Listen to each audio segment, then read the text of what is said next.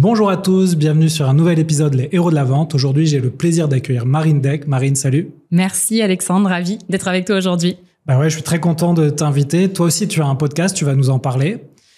Alors, tu n'as pas un podcast sur la vente, tu as un podcast sur un autre sujet. Et justement, est-ce que tu peux expliquer aux auditeurs de quoi il s'agit et pourquoi aujourd'hui c'est intéressant de t'écouter donc sur mon podcast qui parle plutôt à des gens qui s'intéressent au sujet de la vente? Eh bien, écoute, effectivement, moi, j'ai un podcast qui parle de relations clients et d'expérience client. Alors, on n'est pas non plus hyper loin du milieu de la vente, mais du coup, on va pouvoir en parler. Clairement, ce qu'on appelle la Customer Experience. Donc, on va souvent voir, effectivement, moi, j'utilise l'acronyme CX parce qu'en fait, c'est hyper long, expérience client à chaque fois. Mais du coup, acronyme CX égale expérience client. Eh bien, en fait, l'expérience client, c'est une notion qui est hyper transversale dans l'entreprise et pour autant qui est super sous-coté. Toi, je sais pas si tu en entends beaucoup parler, mais moi, avant de m'y intéresser, franchement, j'en avais quasiment jamais entendu parler, j'avoue, quoi. Oui, c'est vrai que dans la vente, on parle beaucoup de nous d'après-vente, de customer success. Ouais. Mais on parle pas trop de customer experience CX, j'imagine, c'est pour ça. Exactement, oui, c'est ça. C'est vrai que le service client, c'est vraiment la version, en gros, old school de notre métier. Aujourd'hui, c'est plus du tout ça. Service client, service après-vente, c'était vraiment à l'époque, tu sais, on avait vraiment l'image Omar et Fred, machin, les deux guignols qui rigolent et qui se font des vannes par téléphone et tout.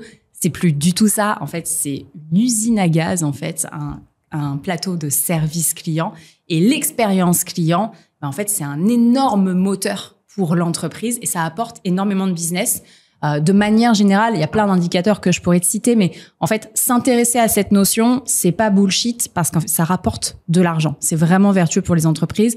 En moyenne et de manière officielle, ça va te rapporter entre 4 et 8% de chiffre d'affaires supplémentaire, mais surtout, ça va te faire des économies de coûts. Donc, il y a la manne financière que tu génères en supplément, mais il y a aussi la partie émergée.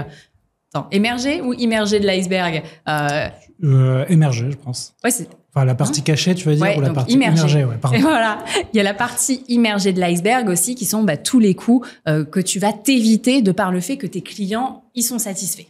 Ok. Alors, c'est vrai, quand on a préparé l'épisode, quand on a commencé à échanger, moi, j'envisageais en fait de parler plutôt de l'après-vente, mais en fait, pas du tout. L'expérience client, tu peux la travailler à l'avant-vente, pendant la vente et après-vente. C'est bien ça. Et ouais, en fait, l'expérience client, c'est vraiment le parcours de ton client du moment où il prend connaissance de ton existence ou même il commence à imaginer son besoin. Là, tu vois, on revient limite à des notions de marketing, quoi. Te dire, j'ai une problématique, comment je peux faire pour résoudre cette problématique?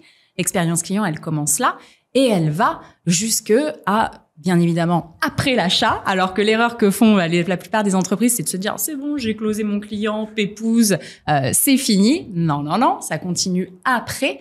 Et même quand ton client il est plus actif chez toi, parce que il est plus éligible à l'offre, parce que le produit ne l'intéresse plus, etc., en fait, il a un fort pouvoir de recommandation.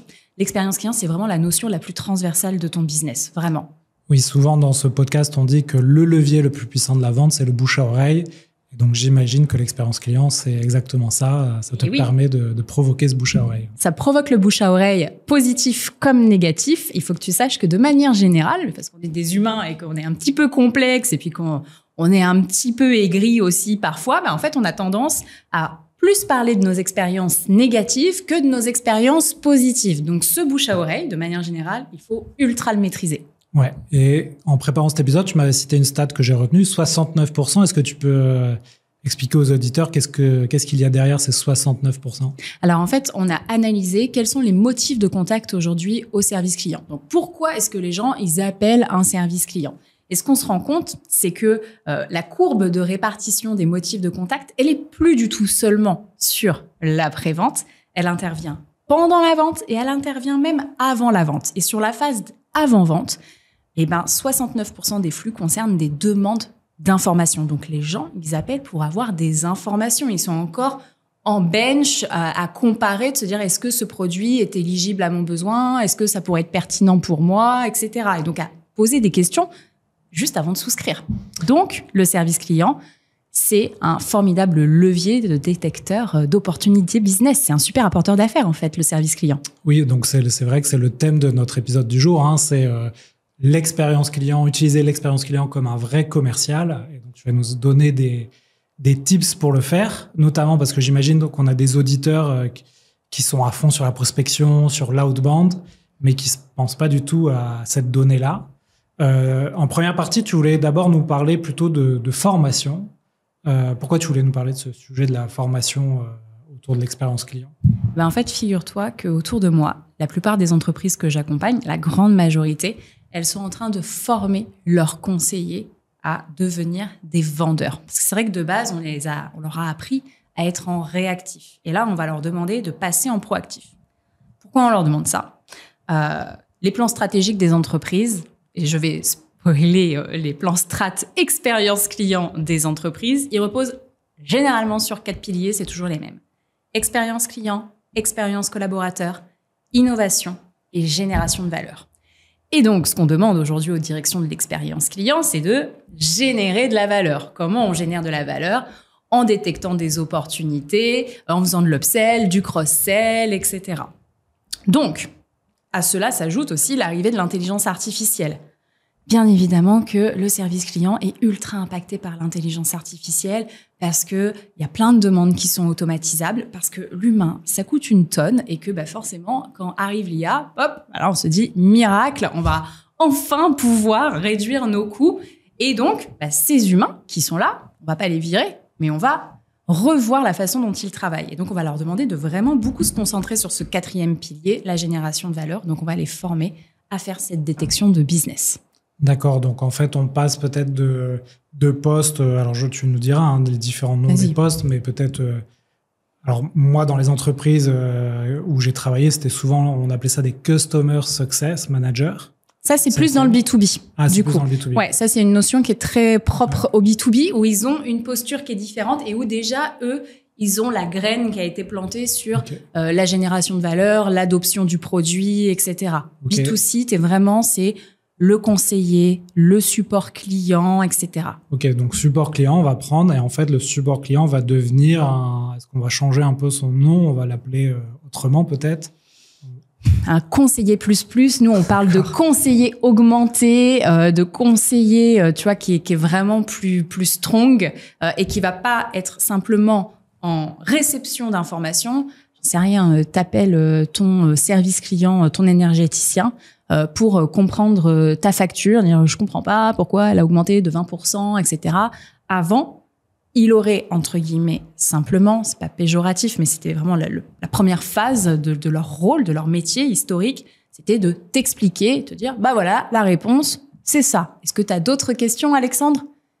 Bon, ok, en soi, à cette étape-là, on a fait le job, on a répondu à tes questions, mais on n'a pas fait ce que nous, on appelle l'extra mile. Tu vois, c'est vraiment l'étape d'après, de dire, ok, Alexandre, et du coup, si tu me posais cette question, c'est pour quelle raison? C'est parce que tu as des enjeux budgétaires en ce moment? Est-ce que tu veux qu'on analyse ta consommation pour voir ce qui a justifié aussi cette augmentation? Est-ce qu'il y a des moments dans la journée qui ont particulièrement augmenté? Est-ce que tu as acheté des nouveaux appareils chez toi?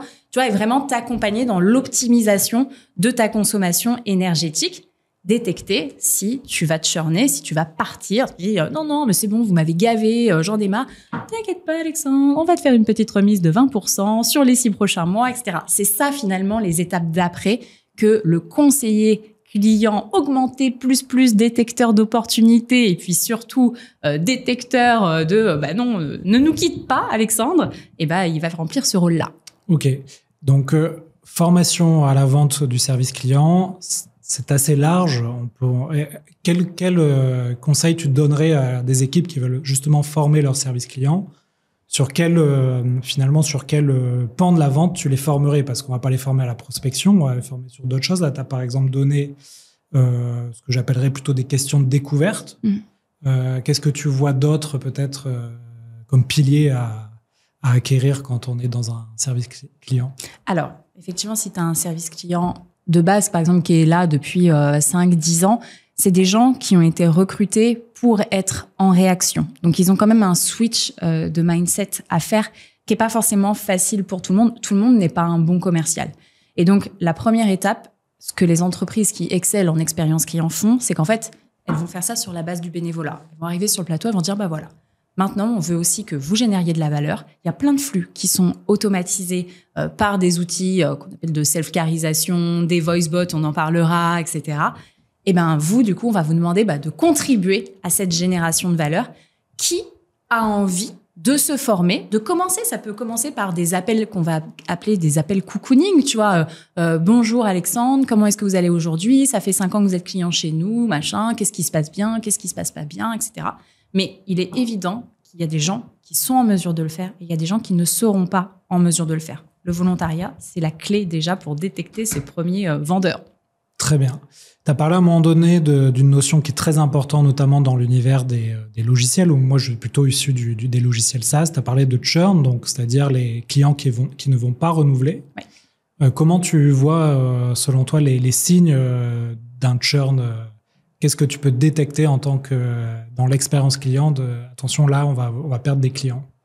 Alors, il y a pléthore d'indicateurs. Ça, c'est vrai qu'on est une discipline, on adore les indicateurs. Je pense que les premiers red flags, c'est déjà la baisse d'usage de ton produit, surtout si tu es en SaaS. Tu vas le voir, hein, si ton client, le mois dernier, il se connectait 10 fois dans le mois, et si là, il s'est connecté qu'une seule fois, il y a peut-être un petit problème. Ensuite, il va y avoir la hausse du nombre de demandes au support. Si les 15 derniers jours, il a fait énormément de tickets au service client, ça marche pas, je voudrais faire ci, cette fonctionnalité, elle n'est pas dispo, etc. Il commence à être un peu agacé. Donc là, c'est aussi un red flag. Et puis, tu vas le voir aussi dans d'autres business, c'est la baisse du chiffre d'affaires, la baisse du panier moyen de manière générale, tout ce qui est un peu ce qui est en down, hein, clairement, les indicateurs dans le rouge.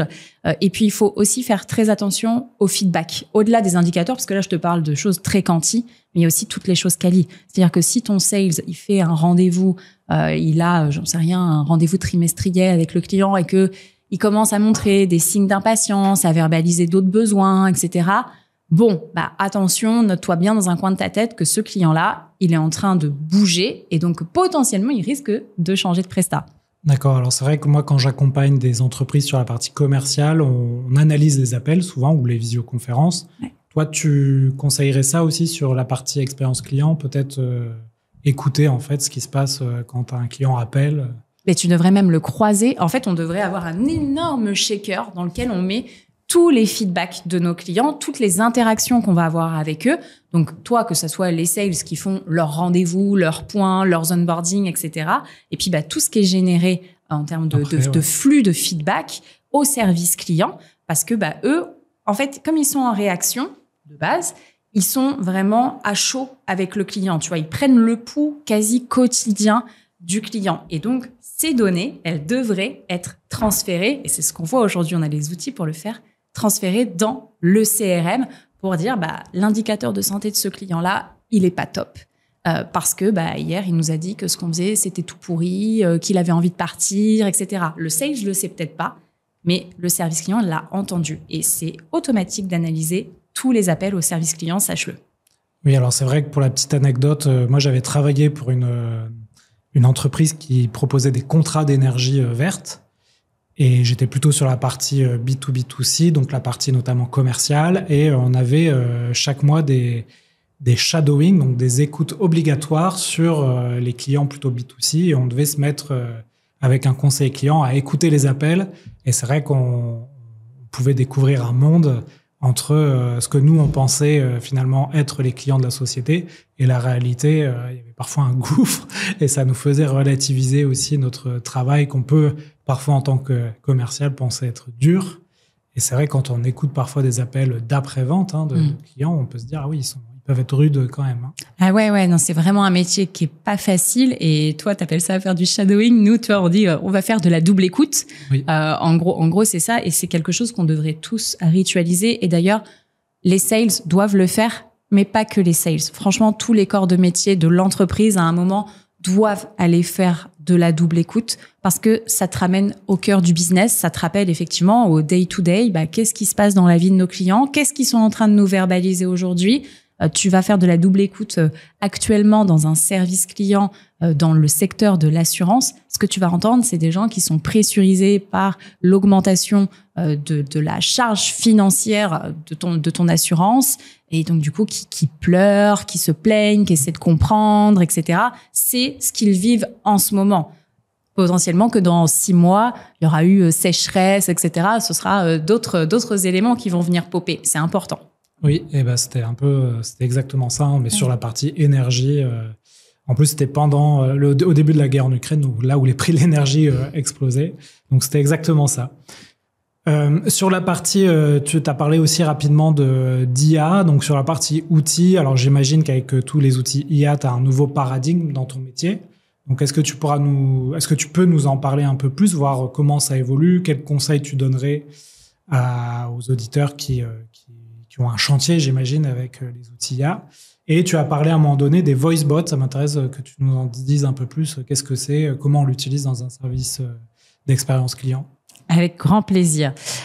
Écoute, l'intelligence artificielle, ça vient chambouler tous les corps de métier. Toi, tu dois le voir aussi. Nous, c'est vrai qu'on est particulièrement impacté parce qu'on est un métier fondamentalement humain. Et donc, humain égale cher, égale opportunité d'optimisation, égale banco, clairement. Donc, l'IA, c'est un énorme levier pour réduire les coûts au service client, pour aller automatiser plein de flux. On va estimer en moyenne 40% des flux sont automatisables. Néanmoins, il y aura toujours un reliquat qui sera lui aussi d'ailleurs de l'ordre de 40% de choses qui sont pas automatisables parce que toujours hors process. Il y a toujours des cas spécifiques, des bugs à un moment sur l'application ce jour-là qui font que on n'avait pas identifié que ça pouvait se produire. On est un des métiers les plus impactés. On est dans le top 3 des métiers les plus impactés, vraiment. Et tu vois, il y a pas longtemps, j'ai lancé une marketplace donc, qui s'appelle CX Advisor, qui référence toutes les solutions tech de l'expérience et de la relation client. Et c'est un truc de ma boule. Les gens s'attendent pas à ce qu'il y ait déjà plus de 300 solutions tech qui soient référencées, parce qu'en fait, on est un métier où il y a énormément de solutions. Et alors, la catégorie où il y a le plus, c'est les assistants conversationnels. Ça pop. Et donc, notamment, ces fameux voice bots. Peut-être que tu as déjà eu l'opportunité d'échanger avec un voice bot. Moi, des fois, il y en a qui m'appellent. Oui, alors d'ailleurs, je voulais t'en parler parce que c'est vrai que tu prends des grosses entreprises que tu utilises tous les jours. C'est toujours pareil, c'est très compliqué d'avoir quelqu'un au téléphone et j'imagine que les voice bots, ça peut être une solution intéressante pour ces entreprises pour enlever la friction que toi, tu peux avoir quand tu appelles, je sais pas, par exemple, Stripe. Stripe, c'est typiquement l'entreprise où quand tu as une question, tu veux appeler quelqu'un, c'est compliqué d'avoir quelqu'un au téléphone. Je pense que c'est quasiment impossible même. Ben, c'est vrai que c'est ce qu'on va appeler le taux de décroché, le délai avant le moment auquel on va te répondre au téléphone. Ça, c'est des indicateurs top 1 en termes de satisfaction client. Oui. Le client, il attend de la réactivité. Avant même d'obtenir une réponse qui soit pertinente, tu vois. Il veut qu'on lui réponde et il veut qu'on lui réponde rapidement. Et c'est vrai, tu as raison de le souligner, il y a plein de boîtes encore aujourd'hui qui n'ont pas des taux de décroché de 100%, loin de là. Mais tu prends des exemples très basiques, de toute façon, tu veux réserver un resto pour ce soir. Si le resto, il ouvre à 19h30, toi, tu es là, tu te dis cet après-midi, tiens, ce soir, on se fait un resto tous les deux, Alexandre. Ben oui, mais en fait, je peux pas appeler là maintenant pour réserver. S'ils ont pas mis en place de système de réservation en ligne, donc faut que je me mette un rappel dans mon téléphone pour dire à 19h32, t'appelles, machin, ça se trouve, il y aura plus de place de dispo et tout. C'est hyper relou. Et donc, ils loupent des opportunités business, tu vois, aussi en faisant ça. Et c'est déjà arrivé, je te le spoil, mais genre des boîtes, et des grosses boîtes, qui se rendent compte qu'elles ne captent que 60% des appels entrants. Donc, ça veut dire qu'il y a quand même 40% de prospects auxquels tu ne réponds pas, quoi. C'est ouf. Enfin, t'imagines, toi, t'es entrepreneur, tu te dis, non, mais attends, c'est pas possible. En fait, tu ne peux pas te faire l'économie de 40% de bises supplémentaires. C'est impossible. Ah oui, de prospects ou de clients ou c'est la même chose? Là, en l'occurrence, c'était un mélange de tout, mais tu as toujours de la détection. De toute façon, tu prends, c'est le même entonnoir, donc tu prends la qualification, le taux de transfo, etc. Mais tu te fais l'économie, effectivement, de 40% de flux qualifiés quand même supplémentaires. Ouais. Et justement, donc sur ces outils VoiceBot, tu as des outils à conseiller vu que tu as t'en as répertorié 300. Alors, il n'y en a pas 300 des VoiceBots, mais il y en a quand même plusieurs acteurs, tu vois, qui se sont bien positionnés. Je pourrais te mettre la liste directement vers toute la sélection sur CX Advisor. Mais en gros, déjà pour expliquer concrètement ce qu'est un VoiceBot. Oui. Un VoiceBot, c'est une intelligence artificielle vocale avec laquelle tu vas avoir une conversation. Tu vas pouvoir prendre des rendez-vous avec ce VoiceBot. Tu vas pouvoir verbaliser des besoins. Je voudrais, j'en sais rien, un motoculteur pour mon terrain qui fait X mètres carrés. Quel est le produit le plus adéquat? La conversation est naturelle. On n'est plus sur « je suis des chemins et il y a une arborescence qui a été prédéfinie ». Là, tu peux vraiment converser avec. Et donc, c'est utilisé à la base par des énormes boîtes qui ont payé des coûts de setup et des coûts de run de ma boule. On a vu genre un des cas qui a été le plus promu, je dirais, dans le milieu d'expérience client, c'était la Banque Postale qui se tape des pics d'appels en début de mois parce que tout le monde appelle pour savoir s'il a reçu ses prestations sociales. C'est du flux qui ne génère pas de valeur pour l'entreprise. On va pas leur vendre des produits supplémentaires, etc. Ils veulent juste savoir le solde de leur compte. Autant te dire que mettre un humain là-dessus, ça n'a aucun sens, ni pour l'entreprise, ni pour le collaborateur d'ailleurs. Donc, ils ont mis un VoiceBot. Maintenant, cette technologie, elle est accessible au commun des mortels. On va pouvoir avoir des IA à partir de 350 € par mois. Et donc, ton coiffeur, ton restaurant va pouvoir avoir son assistant vocal qui va prendre les rendez-vous. Et donc, la coiffeuse, pendant qu'elle a les mains dans le bac, hop, les rendez-vous, ils continuent de tomber. Esthéticienne, pareil, etc. Tous ces corps de métier qui sont en prod, en fait. Et donc, ils peuvent pas prendre les appels pendant ce temps-là, alors que le téléphone, c'est le canal le plus utilisé encore par les Français. Ils vont avoir maintenant à dispo le VoiceBot à 350 € par mois. Oui, 350 € par mois, je m'attendais effectivement à plus cher, mais j'imagine que ça va tellement vite que les prix sont compressés, c'est ça, hein. De toute façon, là, l'objectif, c'est quand même après d'aller inonder le marché avec ce genre de techno, que ça devienne un indispensable. Mais c'est sûr que 350 € par mois, c'est accessible quasiment au commun des mortels. Enfin, c'est plus du tout totalement stratosphérisé comme ça a pu l'être sur des grands groupes, quoi. Ok, donc tu nous donneras peut-être ton top 3, à moins qu'il y en ait beaucoup plus. Il y en a beaucoup. Là, tu vois, il y a Volubill qui s'est bien positionné. Mais t'as aussi, peut-être que tu te fais... Moi, je me fais targeter sur Instagram par ça. C'est The Phone Company. Et en fait, ils font une simule avec un fleuriste. Oui, bonjour, je voudrais commander des fleurs, etc. Oui, quel type de fleurs est-ce que vous voulez? Plutôt comme ci, comme ça, à telle adresse. Mais quand est-ce que ça arrivera? Parce que ma mamie, elle est à la maison que de telle heure à telle heure. Tu vois, tu peux quand même faire quelque chose d'assez complexe. Oui. Et du coup, ça fonctionne. Alors, ce qui va être rigolo, c'est que les commerciaux vont utiliser des intelligences artificielles pour prospecter. Et puis en face, tu vas avoir des voice bots qui vont répondre. Ça va être très drôle, des situations très drôles. Et puis après, ils vont switcher de langage pour parler dans un langage codé. On va arriver à des situations très, très drôles dans la vente et dans le support après-vente. Mais tu sais que d'ailleurs, c'était Stéphanie Delestre, du coup, donc qui a créé Volubill, qui me disait que pour le moment, ce qu'elle a de live, ce qui est déployé, c'est principalement de l'appel sortant. D'accord. Donc nous, tu vois, dans le métier du service, de la relation client, on le positionne beaucoup sur de la réception de flux, donc du flux entrant. Mais pour le moment, les cas d'usage sont beaucoup sur de l'appel sortant. D'accord. Toi, tu pourrais avoir ton assistant qui va booker des rendez-vous pour toi. Oui, vous avez, j'en sais rien, un truc totalement con, vous avez liké le post LinkedIn d'Alexandre la semaine dernière. Est-ce que vous voulez faire une séance de coaching avec lui de 30 minutes? Ouais, carrément, la prochaine dispo, c'est temps. Et toi, boum, tu es en train d'enregistrer des épisodes de podcast et ton agenda, il se remplit. Ça, c'est tout à fait faisable. Jusqu'au moment où, et ça c'est une conversation que j'avais tout à l'heure, justement dans l'avion avec mon voisin de siège qui bosse dans l'IA, il disait en fait on va tous interagir par IA, c'est-à-dire que moi j'aurai mon assistant IA, toi t'auras ton assistant IA et ils vont se parler pour planifier notre prochaine session d'enregistrement de podcast, tu vois, par exemple. Excellent. Mais c'est vrai que sur la partie prospection, en tout cas sur les outils que nous on connaît dans la prospection B2B, les IA peuvent faire des appels de qualification, mais dès qu'il s'agit dès que l'interlocuteur va commencer à poser des questions et que la conversation va durer, là, tu vas commencer à comprendre que c'est une IA et tu vas avoir peut-être un taux de décrochage important. De toute façon, moi, je pense que c'est important d'être transparent quand même sur le sujet. Enfin, en fait, tu dois verbaliser le fait que c'est une IA. Je pense qu'à un moment, c'est une règle qui sera actée sur le marché. Ça me paraît important. C'est vrai que, forcément, il y a des cas qui sont un peu plus complexes. On arrive quand même aujourd'hui à mettre l'IA sur des cas assez cool, pas seulement des choses basiques comme on a pu avoir il y a encore 12 mois.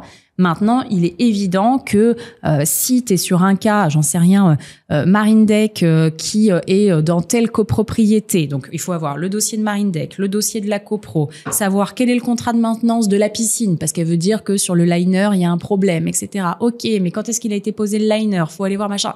Si derrière, finalement, dans son cerveau, il doit ouvrir 4 ou 5 logiciels, croiser les informations pour savoir si Marine, elle est éligible pour, j'en sais rien, je vais faire un truc totalement bidon, refaire poser un liner ou qu'il y ait quelqu'un qui vienne mettre une rustine sur le liner, en fait, là, il va bugger.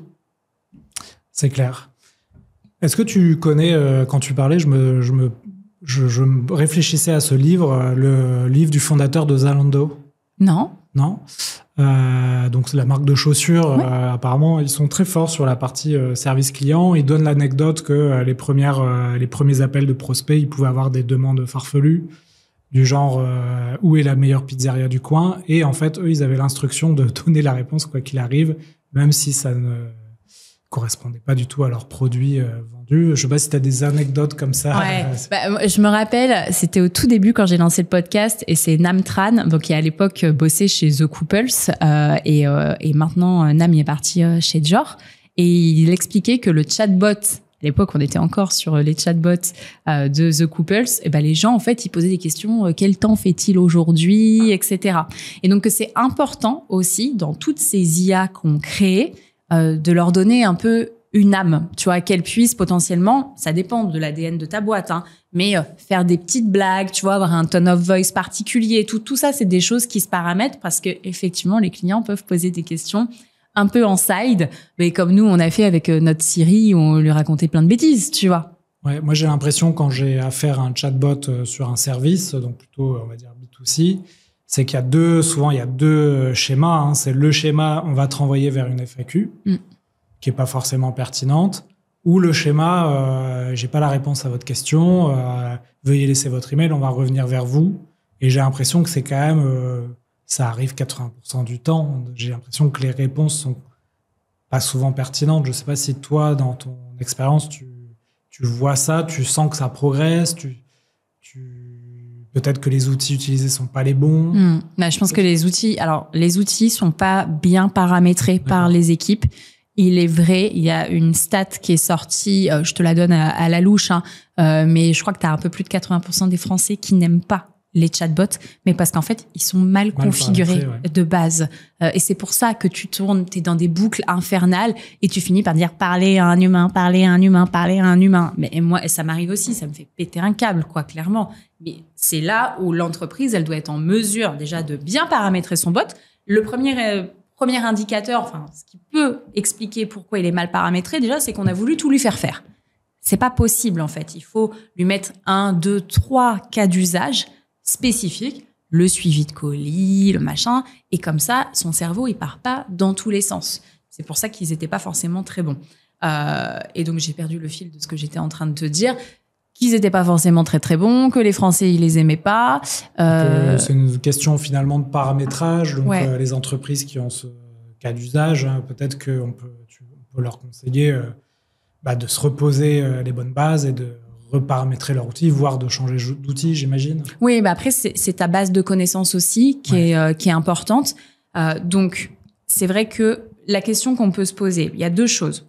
La question qu'on peut se poser avec l'IA, c'est finalement, on en parle beaucoup, mais tout comme on a beaucoup parlé du chatbot pour qu'encore aujourd'hui, on ait des chatbots qui soient tout pourris. Donc, est-ce qu'on arrivera à faire des trucs incroyables comme ce qu'on le promet? Si on se fait accompagner par les bonnes boîtes, si on a les bonnes équipes en interne aussi pour produire, pour suivre ces projets. Et le deuxième point, c'est qu'aujourd'hui, c'est vrai qu'il y a des entreprises qui comparent ce qu'ils ont réussi à faire avec un chatbot versus ce que l'IA propose. Et leur chatbot, il est tellement bien rodé. Et là, je pense à Damien Newtens chez Edenred. En fait, le truc, il est beaucoup plus puissant qu'une IA, ou il est au moins équivalent. Mais ça, c'est une histoire de gestion de projet, d'hommes et de femmes qui ont piloté ces outils. Oui, et peut-être que sur l'IA, peut-être que les auditeurs vont connaître, mais il y a la notion de RAG qui est de dire de donner un maximum de data et de données de son entreprise à l'IA pour qu'elle puisse répondre selon les données que vous lui avez données. Peut-être qu'il y a un pont qui a mal été fait par les entreprises. Bon, on est encore au début de ces outils, donc j'imagine que ça va progresser. Toi, comment tu mesures le ROI d'un service client ? Qu'est-ce qu'on peut mettre en place pour mesurer un retour sur investissement ? Bah alors, comme je disais tout à l'heure, il y a plein d'indicateurs, j'en ai listé plus de 60, mais en gros, si tu veux, tu as quand même le top 3 qui est le NPS, le Net Promoter Score, ça c'est l'indice de recommandation. Sur une échelle de 1 à 10, recommanderiez-vous notre entreprise à un de vos proches ? 9 et 10 promoteurs, entre 0 et 6 détracteurs, tu soustrais le tout. Au milieu, c'est le ventre mou, ça compte pas. En fait, les gens, on sait ni s'ils sont contents, s'ils sont pas contents. Toi, c'est un peu radical quand même. Oui. Ça, déjà, c'est le numéro 1. C'est l'indicateur avec lequel se comparent la plupart des entreprises et donc a été assez uniformisé parce que du coup, même entre assureurs, ton NPS, il est de combien, etc. Ils ont uniformisé ça. Après, tu as le CSAT, tout simplement, tu sais, c'est le petit système des 5 étoiles. Tu notes ton expérience client avec les 5 étoiles.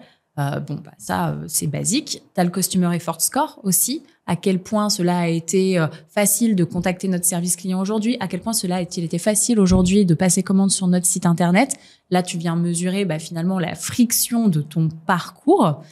Et puis, de manière générale, au-delà de ces indicateurs, c'est ton chiffre d'affaires, ton panier moyen, ton repeat, ton taux de fidélisation, tous ces indicateurs business que l'on suit en tant que chef d'entreprise. Et c'est pour ça que l'expérience client, elle n'est pas du tout décorrélée du business. Parce qu'en fait, c'est un signe de bonne santé. Ouais. Et donc, peut-être, vu qu'on est dans un podcast vente, un indicateur important aujourd'hui, c'est le cross-sell et l'upsell. Carrément. Donc, voir est-ce que votre service client arrive à vendre d'autres produits ou à vendre un plan plus cher. Le repeat, le cross-sell, l'upsell, la recommandation, parce qu'on va un peu chercher avec le NPS, mais du coup que tu vas pouvoir traquer peut-être d'une autre façon sur la partie vente. Oui, il y a plein d'indicateurs. Tout dépend aussi de ton business, parce que tu peux aller personnaliser tes indicateurs aussi. Très bien. Mais écoute, on a vu quand même plusieurs choses. Tu as donné plein d'informations très importante. On a parlé de l'importance de la formation, on a parlé de l'importance des outils, notamment avec les outils IA, ne pas oublier les voice bots, les indicateurs de performance. Est-ce que tu peux donner un rapide plan d'action aujourd'hui si on veut repartir d'une feuille blanche et se dire, allez, je muscle mon jeu sur l'expérience client. Est-ce que tu peux donner un plan d'action aux auditeurs? Avec grand plaisir. Bon, déjà, un chiffre à retenir aujourd'hui, ça coûte jusqu'à 22 fois plus cher de acquérir un client plutôt que de le fidéliser. Donc, ce qu'on raconte, c'est vraiment très important puisque en tant qu'entrepreneur, on peut pas se permettre de toujours s'épuiser à aller faire de l'acquisition et finalement ne pas prendre soin du vivier qu'on a aujourd'hui. Jusqu'à preuve du contraire, même entre potes, c'est plus facile d'avoir un virement de quelqu'un qui a déjà ton RIB que quelqu'un qui a pas ton RIB. Donc, ce que tu vas dire, c'est 22 fois plus important que les autres podcasts que j'ai enregistrés. Je ne dénigre pas les autres podcasts du tout. Et ce que je veux dire, c'est que c'est vraiment important si tu veux le faire. Donc, tu regardes déjà comment sont organisées tes équipes. Tu as des équipes de vente, peut-être que si tu es en B2B, tu as le Customer Success aussi, et en plus le support, il y en a qui ont les trois. Et déjà, c'est quoi les périmètres de chacun? Quelles sont les affinités au support? Quand on parlait tout à l'heure du volontariat, de se dire, qui a envie de faire de la vente? Et bien évidemment, tu fous un incentive quand même derrière. Tu vas les former, commencer par les appels cocooning, après tu fais des cas un petit peu simplifiés, pour les faire monter en compétences. Laisse-les d'abord sur la détection et ensuite, tu fais le process pour dire, dès que tu as détecté une opportunité, Alexandre, t'envoies au commercial du secteur ou au commercial de la verticale, etc. Mais c'est important, du coup, de finalement recréer un parcours qui soit fluide et que tout le monde soit en ordre de marche pour dire, OK, c'est ça maintenant le nouveau process. Tu mets des incentives, tu les formes et là tu peux faire des super binômes en plus entre des sales et puis des customer success et des équipes de conseillers pour dire comment est-ce qu'on fait pour générer du biz. Ah bon, lui il t'a dit ci, il t'a dit ça, etc. Donc voilà, tu les accompagnes pour qu'ils montent en compétences et puis déjà tu vas avoir des bons premiers indicateurs. Très bien. Écoute, ça fait plus d'une demi-heure qu'on enregistre. Est-ce que tu as d'autres choses à ajouter sur le thème d'aujourd'hui ou selon toi, on a fait un bon panorama pour avoir les idées claires sur l'expérience client quand on a une approche un peu de vente? Est-ce que c'est... Je pense qu'il y aurait plein de choses qu'on pourrait aller dire, Alexandre. Là, tu vois, c'est vraiment un échantillon, on va dire. Je pense que ce qui est important, c'est en fait, arrêtons de voir le service client comme le service après-vente et comme les casse-pieds qui nous appellent parce que le client, il a dit que je répondais pas, machin. Parce qu'il y a ça aussi avec les sales. Hein. Le commercial, il décroche pas. Donc, on appelle le service client. Bah oui, mais mon account manager, il répond pas. Bah oui, mais l'expert qui devait venir me voir, il répond pas. On n'est pas des casse-pieds. Justement, on est là pour être un peu en pare-feu des sales et en plus en détecteur d'opportunités. Donc, vraiment, on est des super assistants et on est une super équipe et on peut très bien collaborer ensemble. Encore faut-il l'acter et se mettre en ordre de marche et que tout le monde le comprenne parce que ensemble, on est plus fort que individuellement à se taper dans les pieds chacun pour des commissions, tu vois, tout simplement. Oui, donc en conseil, on pourrait conseiller aux auditeurs d'aller écouter ton podcast. D'ailleurs, tu l'as pas cité, je crois. Ouais, il s'appelle Le Client, tout simplement. D'accord. Donc effectivement, du coup, si vous voulez en savoir plus sur l'expérience et la relation client, il y a le podcast Le Client. Et puis après, bien évidemment, tous les autres sujets qu'on n'a pas forcément abordés, on peut me poser la question directement sur LinkedIn avec grand plaisir. Très bien. Écoute, si tu veux bien, on va passer aux questions de la fin. Donc, c'est les questions que je pose à tous les invités. 4 questions en mode ping-pong. OK. Est-ce que sur l'entrepreneuriat, ou la vente, mais je pense que c'est plutôt l'entrepreneuriat, quoique, il y a quelque chose sur lequel tu as passé beaucoup de temps et que je devrais éviter?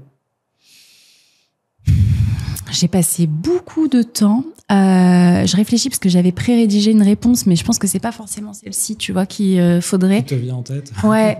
En tant qu'entrepreneur, j'ai passé beaucoup de temps à assister à des événements ou aller dans des espèces de clubs, des pépinières, etc. Désolée, c'est vraiment méchant, mais en fait, qui ne servent à rien, qui ne m'ont strictement rien apporté, hormis me faire perdre du temps. En tant qu'entrepreneur, j'ai perdu énormément de temps à vouloir être conforme à ce qu'on attendait de moi. Et donc se dire, OK, mon banquier me convoque pour qu'on fasse un rendez-vous. Non, en fait, c'est juste qu'il a une nouvelle stagiaire et qu'il a envie de montrer à la stagiaire, c'est quoi les rendez-vous avec les entrepreneurs? Moi, j'ai autre chose à faire que de me cogner 60 minutes à réexpliquer ce que c'est ma boîte, etc. Ça, hop, on dégage. Tous les incubateurs, pépinières qui t'expliquent comment faire des annonces de stage, ça, c'est pareil, on dégage. Faire des business plans pour aller rencontrer des investisseurs régionaux qui te proposent 20 000 balles pour 70% de ta boîte, ça dégage. Il faut savoir dire non, en fait. Très bon conseil. C'est vrai que la partie réseautage, dans la vente, on dit beaucoup, il faut faire du réseau, etc. Mais les événements physiques, on peut se poser la question, que ce soit les salons professionnels ou les networking, de l'investissement de temps, d'énergie, et au final, est-ce que ça vaut pas mieux de faire une matinée de prospection par mail, par téléphone, que de passer une journée dans un événement où tu peux avoir des cartes de visite, mais après, l'après est souvent compliqué pour reconvertir. Je suis d'accord avec toi. Merci. Tu vois ma souffrance. Oui, oui, je pense qu'on vit tout ça avec plus ou moins d'intensité, mais c'est vrai que c'est un classique quand tu crées ta boîte. C'est un classique du temps que tu vas donner à ces événements et finalement tu vas te rendre compte après un peu d'expérience que ça peut être un mauvais choix. Bien sûr. Est-ce qu'il y a une prise de conscience que tu as faite selon toi trop tard dans ton activité? C'est pas la question que tu viens de me poser. Ça ressemble un peu, mais est-ce que tu as un changement d'état d'esprit en fait que tu aurais aimé faire plus tôt? Alors, à part ne pas participer à des événements. Changement d'état d'esprit, sous-traitance, tu vois. J'ai encore ce pattern de vouloir tout faire par moi-même. C'est mieux fait quand c'est moi, etc. Là, maintenant, franchement, J'arrive à déléguer. Vraiment beaucoup, tu vois, ça balaye quand même pas mal et c'est assez satisfaisant, même s'il faut quand même toujours rester un peu en garde-fou, tu vois, de se dire, ok, est-ce que ça reste quand même efficient, parce que sous-traiter c'est bien, mais il faut le faire de manière efficiente. Mais ouais, plus tôt. Je pense que ça, tu vois, j'aurais dû le faire quand même un peu plus tôt. Et dans les grandes lignes, qu'est-ce que tu délègues le plus? Alors, ce que je délègue, c'est toute la partie site internet. Ce que je délègue, c'est la gestion du podcast. Tu vois, enfin, le podcast manager, c'est la clé. Oui, c'est un budget tous les mois, sauf que je ne pourrais pas faire ce que je fais aujourd'hui si je n'avais pas de podcast manager. Et encore, là, tu vois, par exemple, je cherche à recruter toute la partie community management en plus, finalement. La partie SEO aussi. Toutes les parties aussi techniques, digitales, techniques, machin, les indexations, tout ça, machin. Enfin, il y a des trucs, des fois, qui pètent. Moi, je comprends pas tout. Depuis qu'on a la marketplace, en plus, laisse tomber. Là, c'était tout un projet. J'ai aussi travaillé beaucoup avec une chef de projet pour pouvoir sortir CX Advisor. C'est un projet que j'ai imaginé il y a 1 an, mais qui a commencé vraiment à rentrer, on va dire, en prod depuis 9 mois. Et ça n'a été possible que parce que j'avais un binôme. Et ça m'a pris du temps. CX Advisor, tu peux expliquer ce que c'est? Ouais, c'est la marketplace qui référence toutes les solutions tech de l'expérience et de la relation client. Et donc, derrière, c'est un système à double entrée. J'avais jamais fait ça. Toi-même, si tu entreprends depuis 10 ans, à chaque fois, tu as des nouvelles variantes dans ton entrepreneuriat. Et ça, du coup, c'était quand même un gros chantier qui a nécessité à la fois que je sous-traite des choses et en plus que moi, j'y passe du temps. Parce que tu sais, il y a sous-traiter pour que toi, tu continues à être dans la prod, finalement, et à faire rentrer du cash pour pouvoir sous-traiter sereinement. Mais là, CX Advisor, c'était je sous-traite. Et en plus, je ne suis pas en prod parce que moi-même, je dois être dans le dur pour faire en sorte que ça sorte et que la V1, elle soit cool, etc. Donc, ouais, gros chantier. Mais tout ça, ce que je fais aujourd'hui ne serait pas possible sans les à côté et sans toute l'équipe, finalement, tu vois, d'experts que je me suis constituée. Je me serais découragée depuis belle lurette, là. Ouais, donc accepter de sous-traiter. Et c'est vrai qu'on arrive sur un modèle où finalement, même quand tu es solopreneur, tu peux avoir une grande équipe de freelance qui vont aborder plein de sujets. Et ça, on voit ça de plus en plus. Ouais, et beaucoup de collaborateurs, finalement, beaucoup de partenaires. Avant, j'avais tendance à chercher genre le mouton à 5 pattes et à me dire, je mets tout mon budget sur cette personne-là. Je vais prendre, j'en sais rien, une freelance ou un freelance, un alternant qui va faire tout. Mais en fait, ce n'est pas possible. Donc, il faut que je sois en capacité de snacker mon enveloppe budgétaire.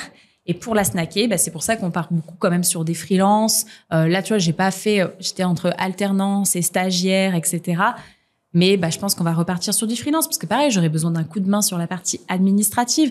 Je vais pas recruter un humain, même à mi-temps sur la partie administrative. Ça n'a pas de sens. Ça se trouve, ça représente que quelques heures par semaine. Sauf que moi, c'est des heures en moins que je peux passer du coup à faire des choses qui génèrent plus de valeur que pour l'entreprise que de faire une déclaration de TVA, quoi. Enfin, personne n'a envie de la faire. Très bien. Écoute, si vous écoutez Marine et que vous avez ces compétences-là, on peut te contacter. Voilà. Est-ce qu'il y a, Marine, un achat de 100 € qui a changé ta vie? Ouais, c'était le double écran. Ah oui. Ça, vraiment, je ne misais pas dessus. C'est une copine qui m'a dit, vas-y, machin, c'est super bien. C'est devenu la vie. Aujourd'hui, j'ai 3 écrans sur mon bureau. On dirait un bureau de trader. Mais la CX, c'est un peu comme le trading, tu vois. Donc, non, franchement, ça, c'est trop bien. Ok. Écoute, rapide, efficace. Dernière question, je te donne une carte blanche pour inviter quelqu'un sur le podcast. Tu la proposes à qui? Eh bien, écoute, j'ai 2 profils à te proposer. J'ai Ludovic Naudier, qui est le co-créateur de Élu Service Client de l'année. Je ne sais pas si tu as déjà entendu parler de cet événement et de ce badge. C'est un macaron que tu vas voir d'ailleurs souvent sur des points de vente physiques. Oui, j'ai vu, alors je ne sais plus de quelle boîte, mais qui a été élu Service Client de l'année.